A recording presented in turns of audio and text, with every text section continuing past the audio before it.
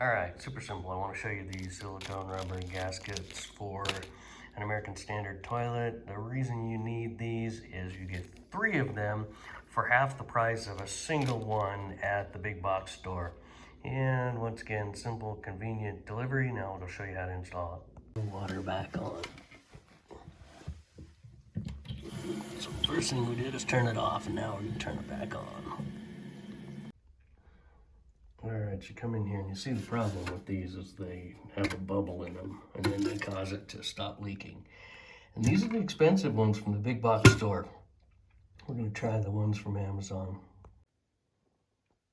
Alright, we're going to change this, and there's little clips in here that lock this in, but that definitely needs to unthread.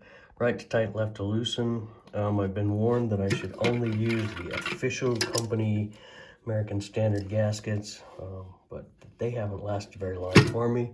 So I'm certainly going to take a risk because I got 3 of them for the price of half of one of the official ones. So we're going to go ahead and take this apart. All right, so it definitely unthreads left to loosen. I had to snap it pretty hard. I was really trying to be careful because I didn't want to break it.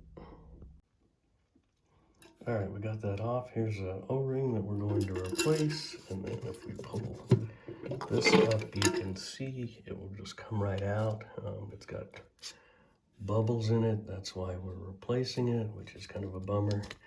And then when this goes back on, there's 4 notches that need to line up. So other than that, it's a pretty simple repair. All right, we got that snapped on. There doesn't seem to be a top or a bottom to it. And we got the O-ring replaced here. So now we're just going to slide that back in, line up these notches right to tight, about 10 turns. All right, we got that put on. And the first and last thing we do is turn the water back on. So the first thing we did is turn it off, and now we're going to turn it back on.